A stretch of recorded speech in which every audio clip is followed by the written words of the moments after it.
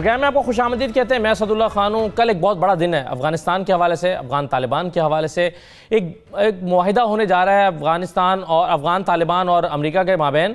اور اگر کہا جائے کہ اس ایونٹ کو کہ یہ جو رواں صدی ہے یا 21ویں صدی ہے اس کی دوسری بڑی ڈیولپمنٹ ہے تو یہ غلط نہیں ہوگا. یعنی سب سے بڑی ڈیولپمنٹ تو شاید وہ تھی جب افغانستان پر حملہ ہوا تھا اس صدی کے آغاز میں, اور کل اس 20 سالہ جنگ کا اختتام ہونے جا رہا ہے. یہ معاہدہ جو کل ہونے جا رہا ہے اس کے بارے میں سب سے اہم سوال تو شاید یہ ہے کہ یہ کیا محض امریکہ کی افغانستان سے جو واپسی ہے یا انخلاء ہے اس کی ایک کوشش ہے, یہ واقعی اپنی ایک اصل روح کے مطابق افغانستان میں اور پورے افغانستان میں امپلیمنٹ ہوگا. اگر ایسا ہوتا ہے کہ یہ پورے افغانستان میں اس طرح سے امپلیمنٹ ہوتا ہے اور اس کا تعلق محض امریکہ کی واپسی کے ساتھ نہیں ہے, اس کے بعد کے وقت کے ساتھ اور بعد کی ڈیولپمنٹس کے ساتھ بھی ہے, تو پھر دیکھنا یہ ہے کہ جو افغانستان کے اندر کے معاملات ہیں وہ اس معاہدے کے بعد کس طرح سے وقوع پذیر ہوں گے, حکومت سازی کا مرحلہ کیسے طے ہوگا, طالبان کا اس میں کیا کردار ہوگا. پھر یہ سوالات بھی بہت اہم ہیں کہ پاکستان کو اس معاہدے سے کیا فائدہ ہو رہا ہے, طالبان کو اس معاہدے سے کیا فائدہ ہو رہا ہے, افغانستان کو اس معاہدے سے کیا فائدہ ہو رہا ہے. اور یہ سوال بھی اہم ہے کہ اس معاہدے سے جو بھارت ہے وہ اتنا خوفزدہ کیوں ہے. تو بہت ساری چیزیں ہیں جو کل دوحہ میں ہونے والے اس افغان امن معاہدے کے ساتھ جڑی ہوئی ہیں.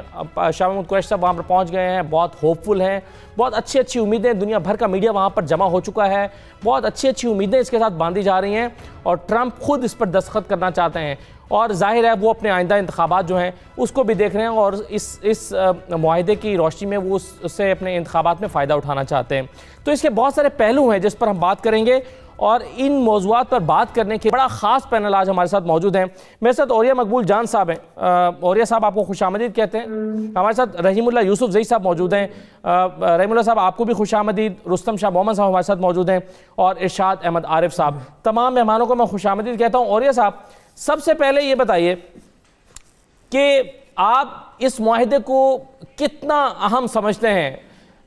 کیا آپ کو لگتا ہے, جیسے کچھ لوگوں کو خدشہ ہے کہ ایسا نہ ہو کہ امریکہ بس اپنی محفوظ واپسی چاہتا ہے اور جیسے وہ یہاں سے نکل جائے تو پھر افغانستان کو اس کے حال پر چھوڑ دے اور وہ جو معاہدہ ہو وہ پوری طرح سے امپلیمنٹ نہ ہو. اور اس کے ساتھ ساتھ ذرا اس نقطے پر بھی بات کر لیجئے گا کہ اس معاہدے کے خط و خال ہیں کیا یہ صرف جو قیدی ہیں ان کے تبادلے کی حد تک ہے, امریکی فورسز کی واپسی کی حد تک ہے, یا اور بھی اس کے خط و خال ہیں جو ابھی ہمارے سامنے نہیں آئے؟ دیکھیں, پہلی بات تو یہ ہے کہ یہ 1988 کے وقت اس وقت روس وہاں سے نکلا تھا اور ایک بہت بڑی خانہ جنگی شروع ہو چکی تھی اور بہت 6-7 گروپ افغانوں کے آپس میں لڑ رہے تھے, اور اس میں اور بھی بہت ساری فورسز ایسی تھیں جو چاہتی تھیں افغانستان میں امن نہ ہو. اس سے اور آج کی صورتحال میں بہت مختلف کیفیت ہے. آج اصل میں اس 94 میں جو طالبان کا رائز تھا اس کے بعد ان کو یہ اندازہ ہو گیا تھا, اور انہوں نے 6 سال کا جو عرصہ ہے اس کے اندر افغانستان کے گروپوں میں امن قائم کر کے 95% افغانستان کو پرسکون رکھ کے یہ ثابت کر دیا تھا کہ ہم یہ کر سکتے ہیں. دوسری بات یہ ہے کہ امریکہ کے جانے کے ساتھ ساتھ دو اور بہت اہم ترین چیزیں ایسی ہوئی ہیں. اس وقت جو تھا وہ جو ایران اور بھارت جو تھے وہ شمالی اتحاد کو سپورٹ کر رہے تھے, اور خود بذات خود امریکہ خود ان کو سپورٹ کر رہا تھا, اور انہی کے کندھوں پہ سوار ہو کے کلاب کے راستے وہ اندر داخل ہوا تھا. اگر امریکہ ان کو سپورٹ نہ کر رہا ہوتا تو اور جو ان کا ساتھ نہ دیتے تو ظاہر بات ہے تاجکستان کا وہ رستہ میں نے خود دیکھا ہوا ہے جا کے, جہاں سے وہ کابل میں انٹر ہوئے ہیں, تو داخل نہ ہو سکتے, بہت مشکل پیش آتی. تو ایک تو یہ ہے کہ اس معاہدے کے بعد کوئی ایک بھی ملک ایسا نہیں ہوگا جو افغانستان کے مقابل پہ کھڑے ہوئے یہ جو شمالی اتحاد کے لوگ ہیں, یہ جو گورنمنٹس ہیں, یہ لوگ ان کے سپورٹ کریں. اور وہ طالبان ٹھیک کہتے ہیں کہ یہ بریف کیس والے لوگ ہیں. یہ جرمنی میں بیٹھا ہوا تھا حامد کرزئی, اور اس کے بعد وہ وہاں بیٹھا ہوا تھا اشرف غنی امریکہ میں, یا آپ کے ہیلی کاپٹروں میں آئے تھے, آپ نے جہاں ان کو انسٹال کیا تھا, اور آپ ہی ان کو واپس لے جائیں گے, بلکہ آپ کے ساتھ ہی یہ چلے جائیں گے. ایک تو یہ ہے کہ بدامنی کی کیفیت مجھے کم از کم وہاں نظر نہیں آتی کسی طور پر بھی. جو ان کے ہاں ایک جو افغان جو پشتونوں کو جانتے ہیں وہ بات ہے, وہ ان کا پرانا فیئر ہے کہ ان کی لڑائی سوسائٹی, ہر ٹرائبل سوسائٹی میں لڑائی ہوتی ہے, اور افغانستان کی ٹرائبل سوسائٹی میں تو ہمیشہ سے لڑائی رہی ہے. دوسری بات یہ ہے کہ امریکہ جو ہے گزشتہ ایک طویل عرصے سے یہ سمجھ رہا تھا کہ اب اس وقت وہ صرف ان 80% چائنیز کمپنیز کی سیکورٹی کی پیمنٹ کر رہا ہے. اور ایک اور چیز سب سے امپورٹنٹ چیز ہے, میں تو رپورٹ پڑھ کے حیران رہ گیا کہ جو ٹرمپ کی جو پارٹی کی نے اس کو پیش کی تھی کہ ایک سائزبل نمبر آف ووٹس جو ہے وہ ان لوگوں کے ہیں کہ جو امریکہ کے وہ ویٹرنز جو وہاں واپس پہنچے ہیں, جن میں سے 4.5 لاکھ جو ہیں وہ پوسٹ ٹرامیٹک اسٹریس سنڈروم کے شکار ہیں, جن میں سے 22% ایوری ڈے خودکشی کر رہے ہیں. ان کی فیملی سمجھتے ہیں کہ ہم ایک ان اینڈنگ وار کے اندر داخل ہو چکے ہوئے ہیں اور اس سے نکلنا چاہیے. اسی کی امید میں انہوں نے اوباما کو ووٹ دیے, پھر دوبارہ اوباما کو ووٹ دیے. اوباما ان کا مسئلہ حل نہیں کر سکا. ابھی جو ہے صورتحال یہ ہے کہ اگلے الیکشن کے اندر وہ ٹرمپ سے بہت امیدیں لگا رکھے تھے, وہ کر لے گا اور اسے نکلنا بھی چاہا تھا.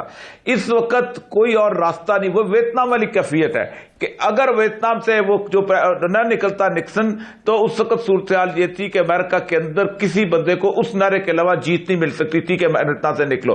یہی کیفیت یہاں پر ہو چکی ہوئی ہے. بہت کوشش کی ہے انہوں نے وہاں پر پاؤں جمانے کی, قدم جمانے کی, لیکن اب انہوں نے اس کی ریپلیسمنٹ چائنا روس کے ذریعے تعلقات بنا کے بہتر سوچ لی ہوئی ہے کہ یہاں ہوگی. تو یہ ایک بات ہے کہ یہ معاہدہ بنیادی طور پر ایک بہت اہم سنگ میل ہے اور یہ ثابت کر رہا ہے اور وہ حالت کہ اگر آپ واقعی بحیثیت قوم ایک بیہیو کرتے ہیں اور سمجھتے ہیں اور قوم آپ کے ساتھ ہے تو پھر آپ کسی بھی طاقت کو شکست دے سکتے ہیں. رائٹ صاحب. رحیم اللہ صاحب, سر امریکی فورسز کی واپسی نمبر 1, قیدیوں کا تبادلہ, یہ معاملہ سامنے آ رہا ہے. پاکستان کے ساتھ شاید مسودہ شیئر نہیں کیا گیا اس معاہدے کا. کیا خد و خال ہیں اس معاہدے کے؟ ذرا پہلے یہ واضح ہو جائے, پھر ہم اس کے اثرات کا جائزہ لے سکتے ہیں. دیکھیں, بنیادی طور پر تو معاہدہ یہ ہے کہ طالبان کا مطالبہ امریکہ نے مان لیا, ان کی فوجوں کا انخلا ہوگا. ٹائم ٹیبل کے اوپر کافی اختلافات تھے. امریکی زیادہ وقت مانگ رہے تھے, طالبان کم وقت دے رہے تھے. اس کے اوپر سمجھوتا ہو گیا ہے اور یہ فوری طور پر تو کہا جا رہا ہے کہ 5,000 امریکی فوجی نکل جائیں گے, 8,600 تقریباً رہ جائیں گے. وہ آہستہ آہستہ جائیں گے, لیکن بالآخر سارے امریکی فوجیوں کو نکلنا پڑے گا. ساتھ میں طالبان نے یہ بھی مطالبہ کیا تھا کہ جو ان کے اتحادی ہیں, جو نیٹو کے رکن ممالک کے 17,000 فوجی ہیں, تو ان کو بھی نکلنا ہوگا, یعنی مکمل غیر ملکی فوج کا انخلا ہوگا. اس کے بدلے طالبان ضمانت دیں گے کہ جو ان کے زیر قبضہ علاقہ ہے افغانستان میں, وہاں سے امریکہ یا کسی اور ملک کے خلاف حملہ نہیں ہوگا. یہ ایک اس کے خد و خال تو یہ ہے. اس کے بعد کے جو اقدامات ہیں, طالبان کا یہ مطالبہ کہ قیدیوں کا تبادلہ ہو وہ طے ہو گیا ہے. 5,000 طالبان قیدی رہا کیے جائیں گے, طالبان 1,000 قیدیوں کو رہا کریں گے. اس کے بعد طالبان نے یہ ایک کمٹمنٹ دی ہے کہ وہ انٹر افغان ڈائلاگ میں حصہ لیں گے, اور اس میں پھر ابھی ان کا یہ بھی ایک مطالبہ ہے, یہ کہنا ہے کہ وہ افغان حکومت سے اکیلے براہ راست بات نہیں کریں گے, بلکہ سارے افغان جو ہیں, جو بھی دڑا ہے, جو بھی حکومت میں شامل ہے, وہ آئے, ان سے بات کرے. اپنی ذاتی حیثیت میں کوئی کسی سیاسی جماعت یا کسی حکومت کی نمائندگی نہیں کرے گا. آپ دیکھیں کہ آج بھی افغان حکومت نے 5 رکنی ایک ڈیلیگیشن قطر بھجوایا ہے, اور افغان حکومت نے دعویٰ کیا کہ طالبان نے ان کو دعوت دی ہے. طالبان کہہ رہے ہیں ہم نے کوئی دعوت نہیں دی, ہم ان سے نہیں ملیں گے. تو یہ ابھی تک چپکلش چل رہی ہے کہ براہ راست مذاکرات کے لیے طالبان تیار نہیں ہے, لیکن وہ انٹر افغان ڈائلاگ کے لیے تیار ہے, جو پہلے بھی قطر میں ہو چکے ہیں. اس میں 3 افغان حکومت کے نمائندے آئے تھے اور بات چیت میں حصہ لیا تھا. اس کے بعد جو معاملات طے ہونے ہیں وہ تو ظاہر ہے انٹر افغان ڈائلاگ میں طے ہوں گے. افغانستان کا مستقبل, اس کے آئین میں ترامیم اور وہاں پہ کیا نظام ہوگا, اس کے بارے میں تو بات چیت ہوگی. یہ چیزیں طے نہیں ہوئی ہیں ابھی. اور پھر کیا عبوری حکومت بنے گی یا انتخابات کا کیا مستقبل ہوگا جو ہو چکے ہیں 5-6 مہینے پہلے اور جس کے نتائج کو نہیں مانا جا رہا. تو میرے خیال میں یہ سارے جو ایشوز ہیں اس کو تو ڈسکس کیا جائے گا. پاکستان سے مسودہ شیئر نہیں کیا گیا, پاکستان نے یہ کہا ہے. تو میرے خیال میں شاید اور بھی کئی ملکوں سے یہ شیئر نہیں کیا گیا.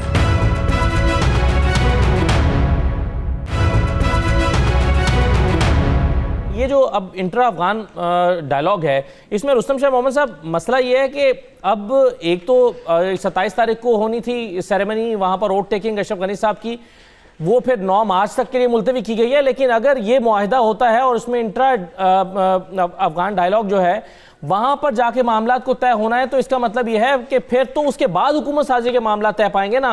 یہ حکومت کیسے فارم ہو جائے گی پھر؟ یہ تو پھر مزید التوا میں چلی جائے گی۔ پہلے یہ ڈائلاگ ہوں گے، فارمولا بنے گا کہ کس آئین کے تحت جائیں، کیا فارمولا ہو، افغانستان کا کیا، اس کا طالبان کا کیا شیئر ہوگا۔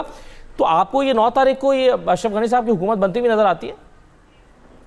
دیکھیے اشرف غنی صاحب کی حکومت کو تو شاید جانا ہی ہوگا، اس کی وجوہات ہیں۔ ایک وجہ تو یہ ہے کہ ان کا مینڈیٹ اب ڈسپیوٹڈ ہو گیا ہے، اب وہ اس اتھارٹی سے بات نہیں کر سکتے جو کہ 15 دن پہلے وہ کر سکتے تھے، کیونکہ اب ان کے وکٹری کو چیلنج کیا جا رہا ہے۔ عبداللہ نے اپنی حکومت بنائی ہے، 3 صوبوں کے اس نے گورنر بھی مقرر کر دیے ہیں، اور وہ لوہے جرگہ بلانے کی تیاری بھی وہ کر رہے ہیں۔ اگر اس صورت میں انٹرا افغان ڈائلاگ شروع ہوتا ہے تو اشرف غنی کا جو گروپ ہے وہ بھی ایک گروپ کی حیثیت سے اس میں شرکت کرے گا، باقی جو فیکشن ہیں وہ بھی شرکت کریں گے، حتیٰ کہ عبدالرشید دوستم کی پارٹی جنبش ملی وہ بھی اس میں شریک ہوگی، اور جو ربانی صاحب کی پارٹی ہے جمعیت وہ بھی اس میں شریک ہوگی۔ تو یہ سارے لوگ اس میں ضرور شریک ہوں گے، لیکن طالبان کا موقف یہ ہے کہ جو بھی حکومت بنے گی اس میں وہ ایک ڈومیننٹ پارٹنر ہوں گے۔ وہ کہتے ہیں کہ ہم ایک ملٹی ایتھنک براڈ بیس حکومت کو ضرور بنائیں گے جس میں سارے فیکشنز کو، گروپس کو نمائندگی دی جائے گی، لیکن ان کی ڈومینیشن ہوگی، ان کو وہ سربراہی وہ کریں گے۔ اب یہ بات حکومت کو تسلیم ہوتی ہے، وہ حکومت یہ بات تسلیم کرے گی نہیں کرے گی، کتنا امریکن پریشر وہ ڈالیں گے اشرف غنی کی حکومت پہ کہ وہ جو ہے لائن پر آ جائیں اور طالبان کی جو وہ ہے ان کو تسلیم کر لیں۔ آیا لوہے جرگہ بلانے کا کوئی بندوبست ہوگا کہ نہیں ہوگا؟ آیا افغانستان کی دستور میں کوئی ترمیم ہوگی لوہے جرگہ کے ذریعے کہ نہیں ہوگی؟ تو اصلی بات چیت اس کے بعد شروع ہوگی۔ معاملہ کمپلیکس بھی ہے، ڈیفیکلٹ بھی ہے، چیلنجز بہت زیادہ ہیں، لیکن ایک بات ضرور ہے وہ یہ کہ طالبان کو بھی یہ معلوم ہے کہ لوگ جنگ سے تنگ آ چکے ہیں۔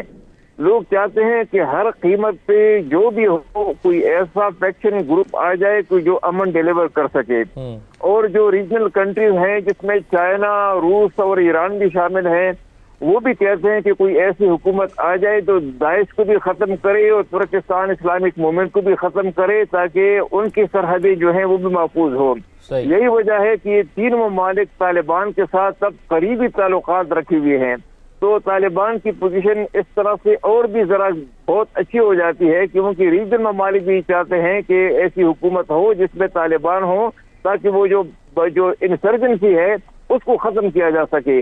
امریکہ بھی اب یہ بات ماننے لگا ہے، کیونکہ جو حقانی صاحب نے جو بیان دیا تھا نیو یارک ٹائمز میں، اس میں انہوں نے یہ کہا تھا کہ ہم حکومت بنانے کے بعد امریکہ سے قریب ترین تعلقات رکھیں گے۔ تو اب کچھ ماحول بدلتا جا رہا ہے، لیکن اس میں جو چیلنجز میں نے گنوائی ہیں وہی چیلنجز ہیں، ان کو اوور کم کرنا ہے۔ لیکن میرا اپنا یہ خیال ہے کہ جب یہ طالبان اور باقی فیکشن مل کر بیٹھیں گے اور افغانستان کی صورتحال کو ڈسکس کریں گے تو جو افغان عوام کی خواہشات ہیں، جو ان کی ایسپریشن ہے، جو امن کے لیے ان کی وہ جو کوششیں ہیں، ان کو ضرور یہ خاطر میں لائیں گے اور وہ ایک ڈرائیونگ فورس ہوگا ان کو آگے لے جانے کے لیے اور ایک کنسنسس اسٹیبلش کرنے کے لیے۔ جو بڑی امپورٹنٹ آپ نے بات کی شاہد صاحب وہ یہ کہ یہ جب انٹرا افغان ڈائلاگ ہوگا اس میں طالبان کی خواہش ہے کہ وہ ایک ڈومیننٹ فیکٹر کے طور پہ جو ہے وہ اس حکومت کا حصہ ہوں، اس کا کوئی بھی فارمولہ طے پائے۔ اگر ایسا ہوتا ہے اور تو اس کا مطلب یہ ہوا کہ طالبان کا حکومت میں ایک اہم شیئر ہوگا، تو طالبان کی حکومت کو اس امریکہ نے تسلیم کر لیا جن طالبان کی حکومت کو 90s میں امریکہ نے ریجیکٹ کر دیا تھا، اس کو تسلیم نہیں کیا تھا۔ تو آج 20 سال کے بعد امریکن تو پھر وہیں کے وہیں کھڑے ہوئے، بلکہ 25 سال کے بعد۔ دیکھیے علامہ اقبال نے کہا تھا افغان باقی کوہسار باقی الحکم للہ والملک للہ۔ دیکھیں کوئی شخص یہ سوچ نہیں سکتا تھا 20 سال پہلے 19 سال پہلے کہ ایک وقت ایسا بھی آئے گا جو 2 واقعات پہلے ہو چکے تھے پچھلی صدی میں، کہ پہلے جو برطانوی سپر پاور شکست خوردہ حالت میں وہاں سے نکلی، پھر سوویت یونین شکست کھا کے وہاں سے نکلی، اب امریکہ جس کے پیچھے 45 ملکوں کی فوج ہے اور پوری دنیا کی حمایت حاصل ہے، وہ بھی اسی عالم میں وہاں سے نکلیں گے کہ وہ ان طالبان کے ساتھ معاہدے پر دستخط کریں گے جس کی حکومت کو، جس نے 80% 90% علاقے پر قبضہ بھی کر لیا تھا، تسلیم کرنے سے انکار کیا تھا، اب وہ اس گوریلا گروپ کو وہ ایک طاقت تسلیم کر رہے ہیں، اور طاقت ان کی شرائط پر ایک معاہدہ ہو رہا ہے۔ 2-3 چیزیں ہوئی ہیں اس سال میں۔ امریکہ کی یہ خواہش تھی کہ پچھلے سال جنوری فروری میں یہ معاہدہ طے پایا جائے، یہ حقیقت ہے، سب کو پتہ ہے جو لوگ باخبر ہیں، بلکہ آپ کو یاد ہوگا کہ پچھلے سال جنوری میں جناب ٹرمپ کا جو خطاب ہوتا ہے وہ اپنے پارلیمنٹ کے ساتھ، وہ 2 دفعہ ملتوی ہوا، کیونکہ جو ڈیپ سٹیٹ تھی اس کو ڈر یہ تھا کہ ٹرمپ یک طرفہ وہاں سے انخلاء کا اعلان کر سکتے ہیں۔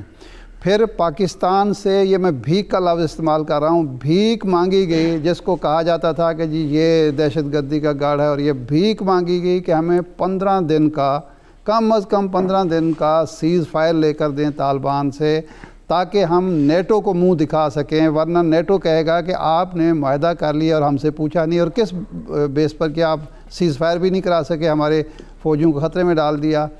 طالبان وہ بھی نہیں مانے۔ اور تیسری چیز جو تھی وہ طالبان کی خواہش بھی تھی، اور شاید ہماری بھی خواہش تھی، میں کھل کر بات نہیں کر سکتا، کہ یہ معاہدہ جو ہے جب پرائمریز امریکہ میں شروع ہو جائیں، الیکشن پروسیس شروع ہو جائے، اس وقت ہو، اس سے پہلے نہ ہو۔ طاقتور ٹرمپ کی بجائے ایک لیم ڈک پریزیڈنٹ جو امریکہ کا ہے وہ معاہدے پر دستخط کرے، تاکہ دوبارہ اس سے پیچھے ہٹنے کی جو ہے امریکہ کے پاس اور ٹرمپ کے پاس کوئی وہ نہ ہو، چانس نہ ہو، گنجائش موجود نہ ہو۔ تو یہ سارے معاملات جو ہیں وہ طالبان کی مرضی کے مطابق، پاکستان کے مرضی کے مطابق ہوئے ہیں، اور اس میں جو طالبان نے یہ اچیو کیا ہے، یہ ثابت کیا ہے کہ کوئی قوم، جس طرح اور یہ سب، کوئی قوم اگر یہ تہیہ کر لے کہ ہم اپنی آزادی پر کوئی کمپرومائز نہیں کریں گے، تو دنیا کی کوئی بڑی طاقت جو ہے اسلحے بارود سے لیس ہو کر اس کو فتح نہیں کر سکتی، اس پر قبضہ نہیں جما سکتی، اس پر غلبہ نہیں پا سکتی۔ اور یہ دفعہ نہیں، یہاں تو 3 دفعہ ثابت ہوا، 3 دفعہ ثابت ہوا ہے۔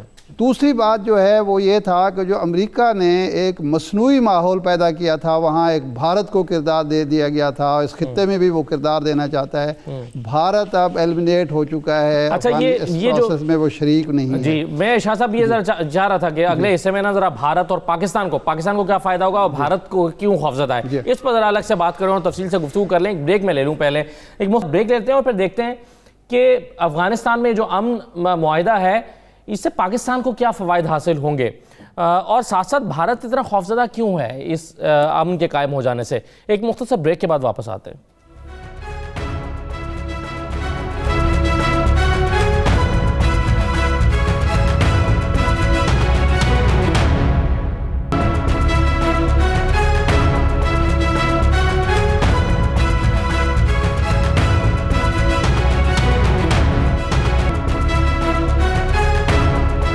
دوبارہ خوش آمدید۔ اوریہ صاحب، ایک تو ظاہر ہے سب لوگ پر امید ہیں امن کے لیے، دوسرا خدشہ یہ بھی ہے کہ جب امریکہ وہاں سے نکل جائے گا اور ایک ایسی حکومت جو ایک طرح سے امریکہ نواز حکومت تھی، اس کو امریکہ کی حمایت حاصل تھی، اور ایک امریکہ کی پریزنس میں ایک اور معاملہ تھا، تو کیا اس امن معاہدہ ہو جانے کے بعد وہاں پر قبائلوں کی آپس میں لڑائی تو نہیں شروع ہو جائے گی، اور وہاں پر خانہ جنگی کا مسئلہ تو نہیں پیدا ہو جائے گا؟ یہ امن جو ہے یہ چیلنجنگ بھی ہے ایک طرح سے۔ اصل میں 10ویں افغانستان کو جو لوگ نہیں سمجھتے وہ اس طرح کا تبصرہ کرتے ہیں۔ پہلی بات تو یہ ہے کہ افغانستان کی جو حکومت ہے وہ ان ایفیکٹو حکومت ہے، اس حکومت کا خود اپنا کنٹرول اس افغانستان کے اوپر نہیں ہے کہ وہ کسی طور پر خانہ جنگی کی कैफियत के अंदर हो। दूसरी बात यह है कि अफगानिस्तान के जो ट्राइबल सोसाइटी को समझते हैं, जो उसके जोग्राफिया को समझते हैं, उनको अंदाजा है कि इनका इन्फ्लुएंस किन जगहों पे ज्यादा है, और वहां पर भी इन्फ्लुएंस अब उतना उस तरह का नहीं रह गया। तीसरी सबसे अहम तरीन बात यह है कि जो 3-3.5 लाख लोग उन्होंने फौजी जो है जमा किए हुए हैं, उसके बारे में एक तासुर पूरे अफगानिस्तान में पाया जाता है कि जैसे ही ये हुकूमत अमेरिका वहां से गया, ये फौजी जो है ऑलरेडी वो जो है आप देखें कि तालिबान की तरफ उनका रवैया होता है, वो टिल्टेड होते हैं और वो उसकी तरफ वापस आ जाएंगे। तो इसलिए वहां पर मुझे तो नहीं लगता खतरा, क्योंकि मैंने वो कंधार की एक्सपीडिशन देखी है, स्पिन बुलतक की देखी है, जिस वक्त पहले 2-3 दिन में मुल्ला उमर वगैरह 94 में गए थे, तो लोग जो उनके फौजी थे वो सरेंडर करते हुए जाए मुख्तलिफ ग्रुपों के, क्योंकि अमन बहुत बड़ी ख्वाहिश है इस वक्त अफगानिस्तान की, और ये की पॉइंट है जो तालिबान के हाथ में अमन का एक तो ये है। और मैं तो कतन नहीं समझता हूं। और दूसरी बात यह है कि कोई और भी बात बड़ी सही की है यूसुफ सईद साहब, रहमत शाह मोहम्मद साहब ने भी, कि इस वक्त कोई पड़ोसी नहीं चाहता कि अफगानिस्तान में बदअमनी हो, और जिस तरह का वो ग्रुप्स हैं जो कि तालिबान से लड़ने के लिए तैयार खड़े हुए हैं, वो उनको जिस तरह की सपोर्ट मिलती थी, मैं यहां पर इस वक्त बात नहीं खोलना चाहता, बट कल का दिन बड़ा अल्लाह ताला खुशकिस्मती से इस खत्ते के अंदर दिन आया है, जहां जहां से मिलती थी हमें मालूम है किस जगह जाके वो ट्रेनिंग दिया करते थे, कौन से मुल्कों से आते थे, क्या जुबान बोलते थे, कौन से लोग वहां जाके ट्रेनिंग दिया करते थे। अब ये वो मुल्क भी उनका साथ देने को तैयार नहीं है।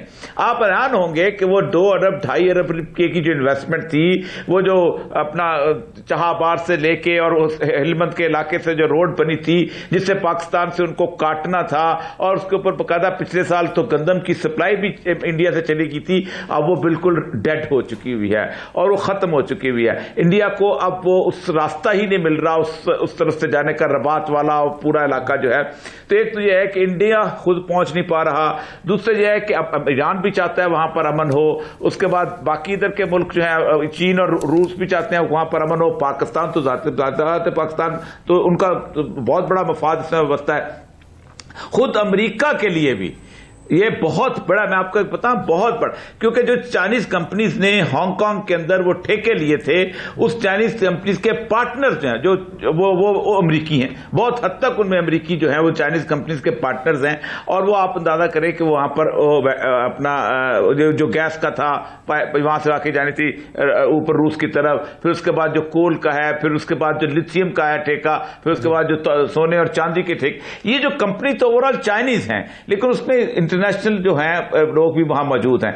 और कमाल की बात है जो कि इस दुनिया को बतानी चाहिए कि अक्टूबर 2001 में अमेरिका और इत्तेहादी ये कह के आए थे कि हम ये जमानत देने के लिए वहां दाखिल हो रहे हैं कि अफगानिस्तान की ये सरजमीन किसी दूसरे के खिलाफ नहीं होगी इस्तेमाल।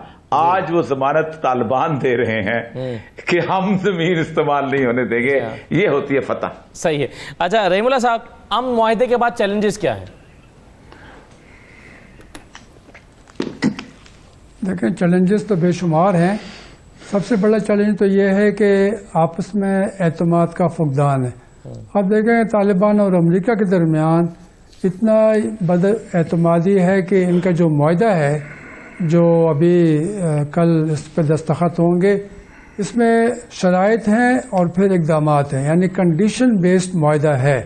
इस तरह हमने देखा कि अमेरिका ने शर्त लगाई थी कि तालिबान जंग बंदी करें या अपने हमलों में कमी लेकर आएं, और इसीलिए ट्रंप ने पिछले साल मुज़ाकरात भी ख़त्म कर दिए थे ताकि तालिबान के ऊपर दबाव डालें और उनसे कोई शराइत मनवाएं। तो ये शर्त तालिबान ने बिल आखिर मान ली है। आपने देखा कि 1 हफ्ते के लिए फायरबंदी हुई, आज उसकी मुद्दत ख़त्म हो गई है। तालिबान ने जब सीज फायर कर दिया तो अमेरिका ने कहा कि मुआहिदा हो जाएगा, और वो ऐसा हो रहा है। तो ये सारे इक़दाम इस तरह के हैं कि तालिबान 5000 कैदी जो हैं उनके रिहा होंगे तो तालिबान उसके बदले 1000 कैदी रिहा करेंगे। तालिबान ने कमिटमेंट दी है कि वो इंटर अफगान डायलॉग में हिस्सा लेंगे। और आप देखें कि अमेरिका और अफगान हुकूमत ख़ास तौर पे वो चाह रहे थे कि तालिबान साबित करें कि वो मुनज़्ज़म हैं, वो इकट्ठे हैं, उनकी जो शूरा है, जो उनका कतर का दफ्तर है, वो अपने फैसलों पर अमल दरामद करवा सकता है। तालिबान ने ये जंग बंदी 1 हफ्ते के लिए करके ये दिखा दिया है कि ان کو اپنے جو فائٹرز ہیں، کمانڈرز ہیں، ان کے اوپر مکمل کنٹرول ہے اور ان کا اعتماد ان کو حاصل ہے.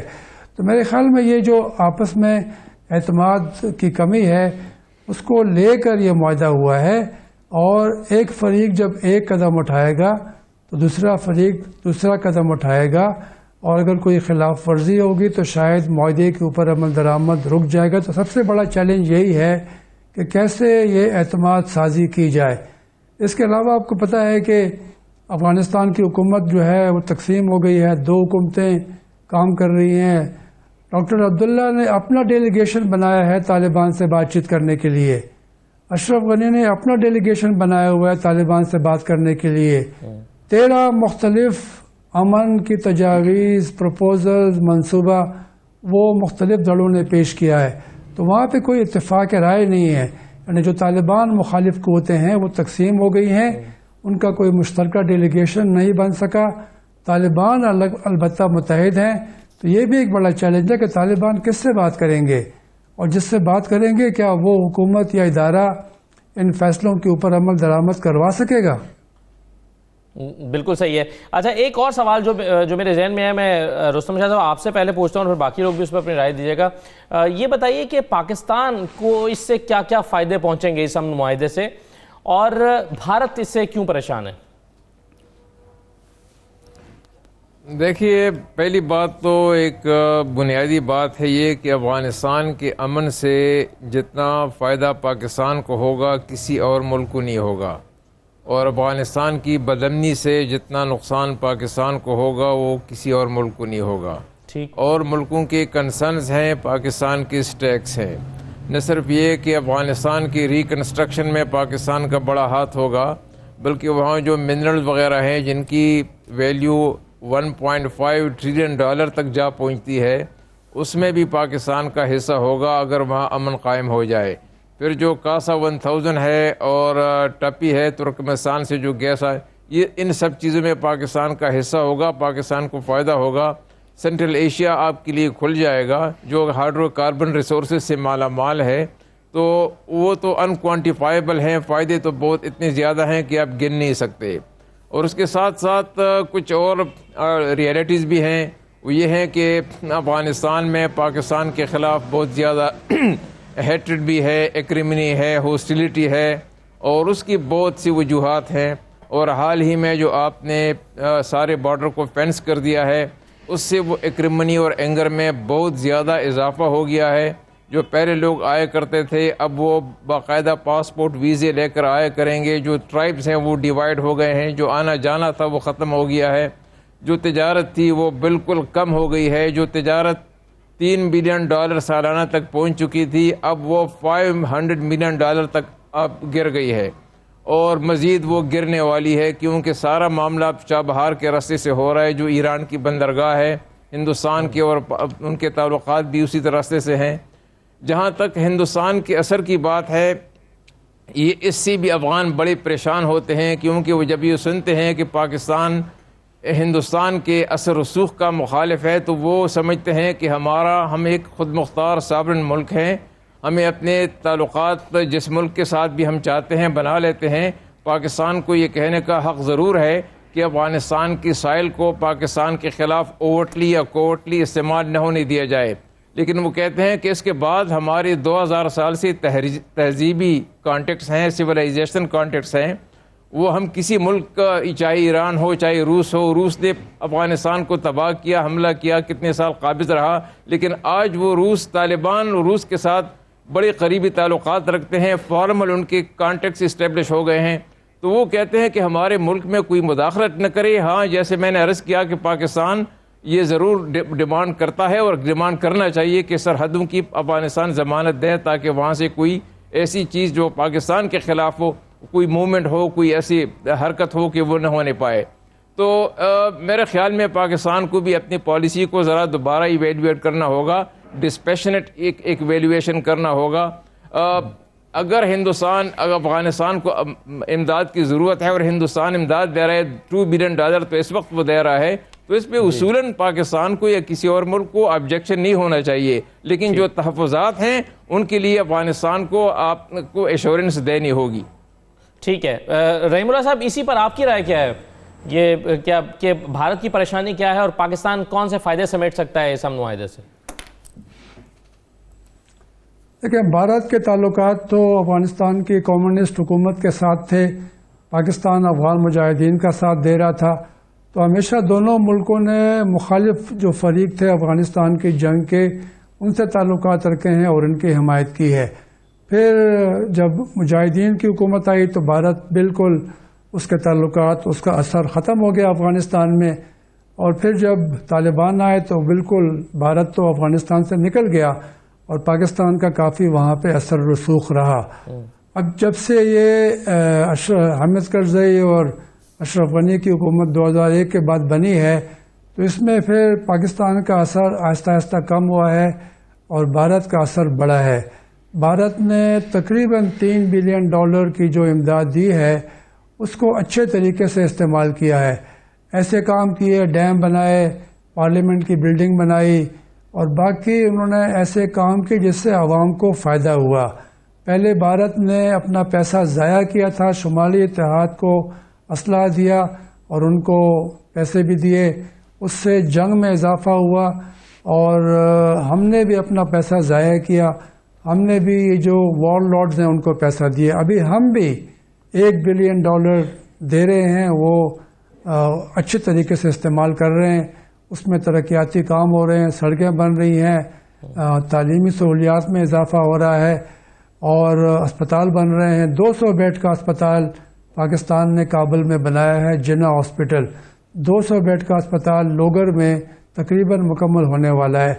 تو میں سمجھتا ہوں کہ یہ مقابلہ تو ہے، اگر یہ مقابلہ صرف افغانستان کی تعمیر نو کے لیے ہو، ترقیاتی کاموں کے لیے ہو تو پھر تو ٹھیک ہے، لیکن بھارت افغانستان کی سرزمین پاکستان کے خلاف استعمال کر رہا ہے، اور ہم نے دیکھا کہ وہاں پہ اس نے افغان انٹیلیجنس کے ذریعے پاکستانی طالبان اور بلوچ علیحدگی پسندوں سے رابطے رکھے ہیں، جس پر پاکستان کو اعتراض ہے۔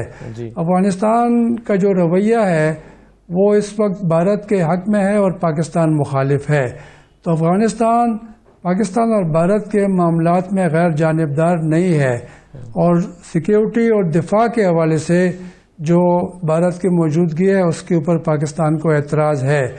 تو میں سمجھتا ہوں کہ بھارت تو پہلے بالکل اس کے حق میں نہیں تھا کہ طالبان سے مذاکرات کیے جائیں۔ جب افغان حکومت نے فیصلہ کیا، طالبان کو مذاکرات کی دعوت دی، تو پھر بھارت نے مخالفت جو ہے وہ ختم کر دی مذاکرات کی۔ لیکن میرے خیال میں بھارت نہیں چاہے گا کہ طالبان اس موجودہ نظام میں واپس آ جائیں، حکومت میں ان کا کوئی حصہ ہو، پاکستان کو کوئی کریڈٹ ملے کہ اس نے یہ بات چیت کروانے میں کافی تعاون کیا ہے۔ میرے خیال میں جو بھارت اور پاکستان کے تعلقات ہیں، جس طرح کے تعلقات آج کل ہیں، اس میں بھارت بالکل نہیں چاہے گا کہ پاکستان کا اثر افغانستان میں بڑھے اور بھارت کا اثر کم ہو جائے۔ رائٹ سر، میں ایک مختصر سا بریک لے، اس کا پہلو یہ بھی ہے کہ آخر امریکہ اور یا ٹرمپ صاحب جو کر رہے ہیں اس سے وہ اپنے انتخابات میں خود کو فائدہ پہنچانا چاہتے ہیں، تو اس سے کتنا اثر پڑے گا یہ امن معاہدہ ان کے اپنے انتخابات پر اور خود امریکہ پر کتنا اثر انداز ہوگا؟ ایک مختصر بریک لیتے ہیں، بریک کے بعد واپس آتے ہیں۔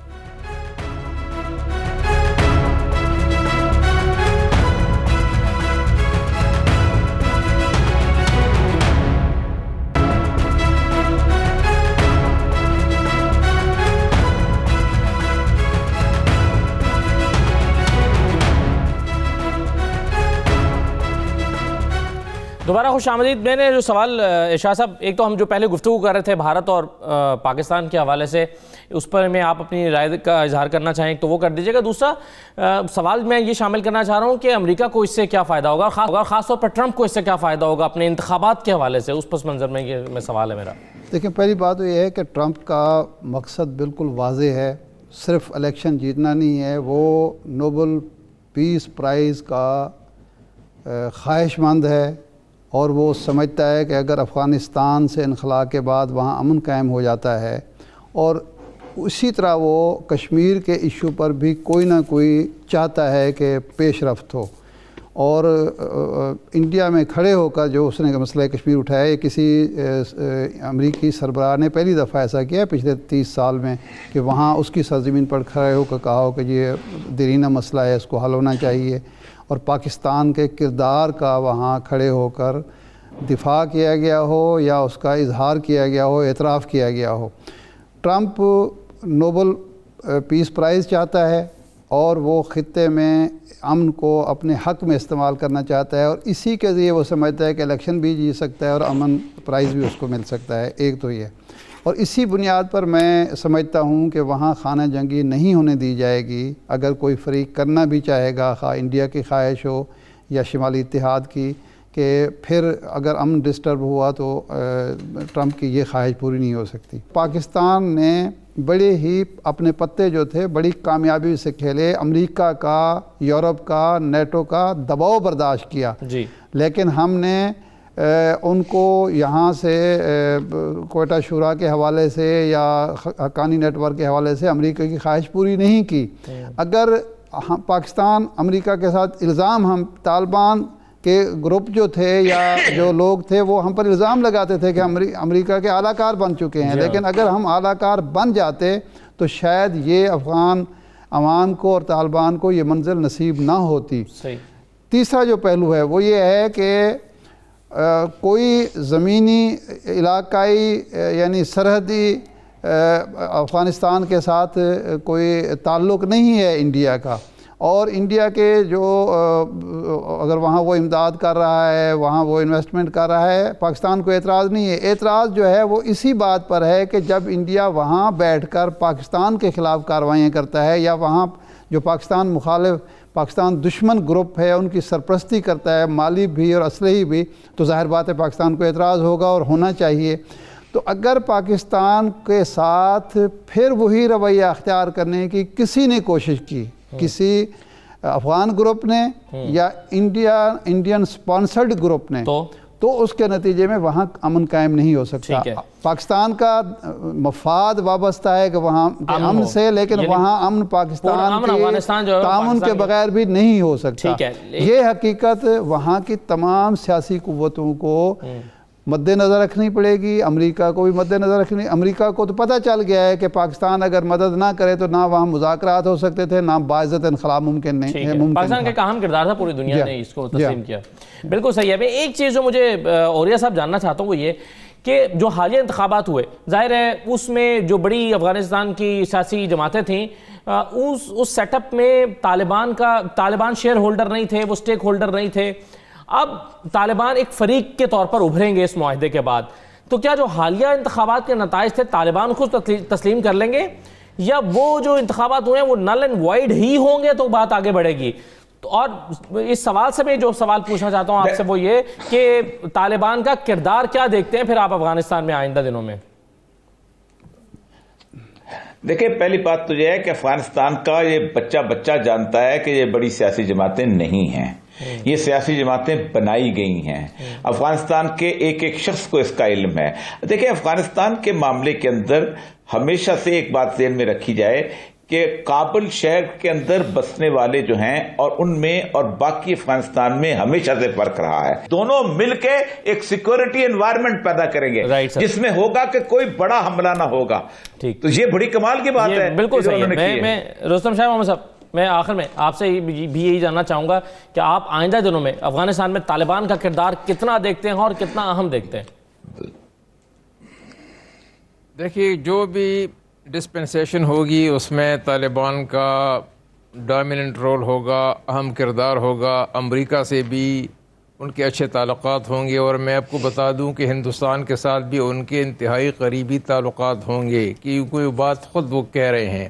پاکستان کو اپنی پالیسی کو دوبارہ دیکھنا ہوگا۔ پاکستان کے ساتھ ان کے انتہائی قریبی تعلقات ہوں گے، لیکن جو فینسنگ سے جو مسائل پیدا ہو گئے ہیں اور جو گوادر اور کراچی میں جو ان کو مسائل کا سامنا ہے، جس کی وجہ سے $2.5 بلین کی تجارت چابہار تک منتقل ہو گئی، ہم جو بھی کہیں کہ وہ راستہ بڑا مشکل ہے، وہ راستہ ایکسپینسو ہے، لیکن اس ایکسپینسو راستے کو اختیار کرتے ہوئے انہوں نے گوادر اور کراچی کو ایبنڈن کر دیا، اس کو چھوڑ دیا۔ اس کی کیا وجوہات ہے؟ اس پہ تو ایک کمیشن بننا چاہیے کہ کیوں ہمارا نقصان ہو رہا ہے، کیوں ہم افغانستان کے قریب ترین بائیلیٹرل تجارتی پارٹنر کیوں نہیں بن سکے ہیں، کیا کیا رکاوٹیں ہیں، کیا کیا رکھنے لوگ ڈال رہے ہیں، اور کیسے ہم اس کو امپروو کر سکتے ہیں، یہ ہم نے کرنا ہوگا. تمام تو یہ چیزیں باقی بہت شکریہ. میرے وقت ختم ہو گیا. رستم شاہ محمد صاحب پروگرام میں شرکت کرنے کے لیے، رحیم اللہ یوسف صاحب موجود ہے، شاہد احمد عارف صاحب اور یہ مقبول جان صاحب. مجھے اجازت دیجیے. اللہ حافظ.